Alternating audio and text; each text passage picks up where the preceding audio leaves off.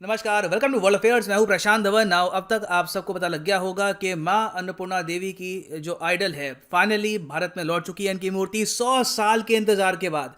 यहाँ पर आप देख पाओगे, ये ट्वीट है हमारे देश के कल्चर मिनिस्टर द्वारा। इन्होंने यहाँ पर यह कहा है कि अभी भी सरकार कोशिश कर रही है कि 150 से और ज़्यादा जो हमारी मूर्तियां हैं, आर्टिफैक्ट्स हैं, जो भारत से चोरी कर कर यूके, ऑस्ट्रेलिया, कनाडा, अमेरिका में पड़ी हैं, इन्हें हम वापस लेके आएंगे। अब इन्होंने ये भी यहाँ पर बताया है, अगेन हमारे मिनिस्टर ये बात शेयर कर रहे हैं कि 1976 से लेकर अब तक आप अगर टोटल देखो 2021 तक, तो 55 मूर्तियां हमारे देश में वापस लाई गई हैं।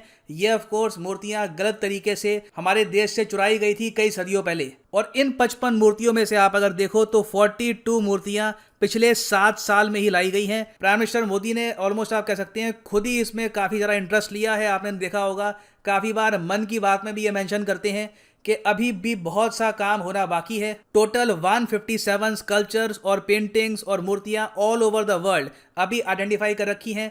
कई सरकारों से बातचीत चल रही है कि धीरे धीरे इन मूर्तियों को भी हम वापस लेके आएंगे भारत में। ना अभी हम बात करें मां अन्नपूर्णा देवी की मूर्ति के बारे में, तो इनकी जर्नी अब स्टार्ट हो चुकी है। रिसेंटली हमने ये देखा कि जो सेरेमोनियल पूजा है इनकी, ये करी गई थी दिल्ली में, और अब ये मूर्ति दिल्ली से जाएगी उत्तर प्रदेश में, पहले अयोध्या में और फिर काशी विश्वनाथ मंदिर जो आपको वाराणसी में मिलेगा, वहां पर इस मूर्ति को स्थापित किया जाएगा।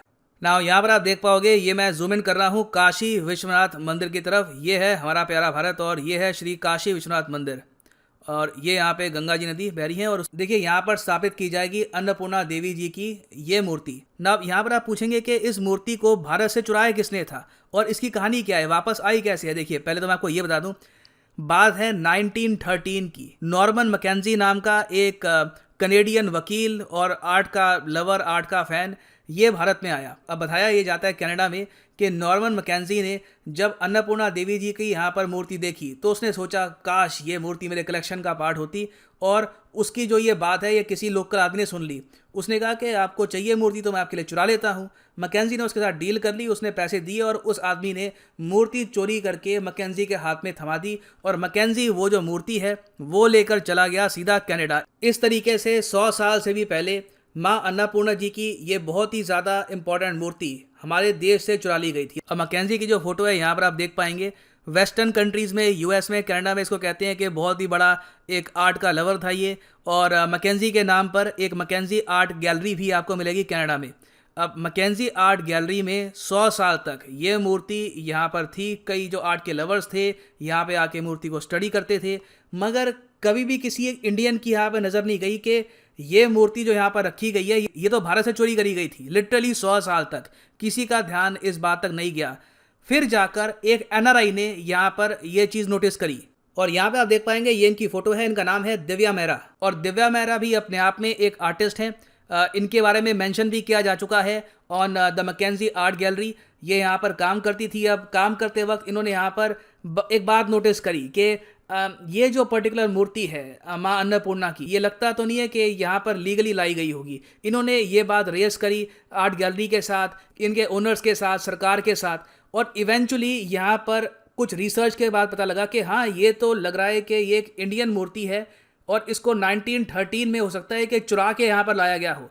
और इन्वेस्टिगेशन इस पे हुई और ये बात कंफर्म हो चुकी थी। और फिर जाकर भारतीय सरकार ने यहाँ पर बात करी कनेडियन गवर्नमेंट से। कनेडियन गवर्नमेंट यहाँ पर मान गई कि हाँ बिल्कुल ये स्टैचू इंडिया को ही बिलोंग करता है और ये स्टैचू इंडिया को ये थमा देंगे। यहाँ पे आप देख पाओगे इनके बारे में बात लिखी है। While working on her latest exhibition at the Mackenzie Art Gallery, Divya Mehra discovered that a small stone statue was stolen in 1913 by the gallery's namesake Norman Mackenzie।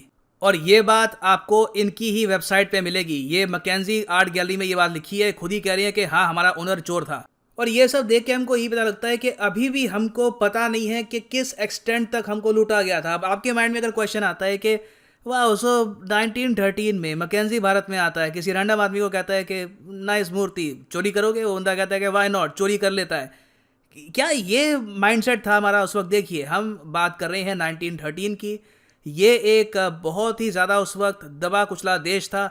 Britishers ने इकोनॉमिकली हमको बहुत ज़्यादा नुकसान पहुंचाया था। आज के समय मैं दिल्ली में रहता हूं तो दिल्ली में काफ़ी बार कनॉट प्लेस जा सकता हूं, घूम सकता हूं, मगर उस टाइम अगर मैं 1930 में पैदा हुआ होता और मैं कनॉट प्लेस जाता ऐसे ही ओपनली और एक ब्रिटिश सोल्जर मेरे सामने से गुजर रहा होता और मैं उसको सर ऊपर करके देखता तो वो मुझे पीट देता वहीं पर ऑन द स्पॉट, और उस पर कोई अकाउंटेबिलिटी भी ना होती। मेरा अगर मन करता कि मैं कोई मूवी देखने के लिए जाता हूँ तो मूवी थिएटर के बाहर लिखा होता कि dogs and Indians are not allowed. तो ये मानसिकता थी हमारी। हालांकि आज भी आप अगर देखो तो कोई फॉरेनर को देख के लोग काफ़ी बार इंटिमिडेट हो जाते हैं इंडिया में, मगर उस टाइम आप सोच नहीं सकते कि एक फॉरेनर आपको कह दे कि मैं आपको पे कर दूंगा इसके लिए, तो इंडियन ज़्यादातर मना करते नहीं थे। हम लोग मानते थे कि ये ओनर्स ही हैं हमारे, ये कह रहे हैं तो कर दो। तो ये बहुत ज़्यादा सैड स्टोरी है कि जिस तरीके से 1913 में ये स्टैचू चुराया गया भारत से, हम कुछ कर भी नहीं पाए। But today things are changed. आज के समय हम कंट्रीज पर प्रेशर डाल सकते हैं, और ये काम मैं आपको बता दूं हम 1970s में ना कर पाते। 1970s में अगर कोई स्टैचू हम लोकेट भी कर पाते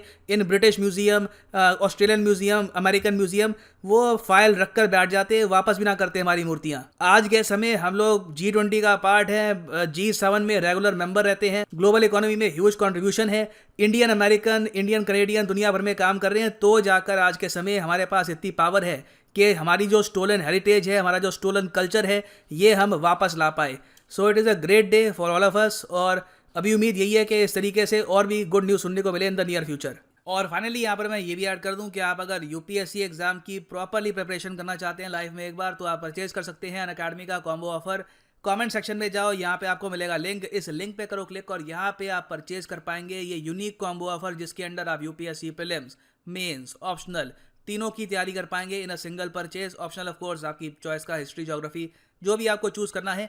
ये सारे कोर्सेज आप अगर अलग अलग परचेज करोगे ऑन अनअकैडमी तो आपको 15,000 रुपीज़ एक्स्ट्रा देने होंगे, कॉम्बो में सेविंग हो जाती है। उसके अलावा एडिशनल आपको डिस्काउंट मिलेगा अगर आप यूज करते हैं promo code PD10, the prices will fall even more. So use the code PD10, और अगर आपके पास अभी टाइम है 2-3 साल का, तो आप अभी 24 महीने या फिर 36 महीने का जो कोर्स है ये भी कर सकते हैं purchase. So use the code PD10 and save your hard earned money. So इसी नोट के साथ ये है वीडियो का अंत। Thank you for listening and as always God bless you all.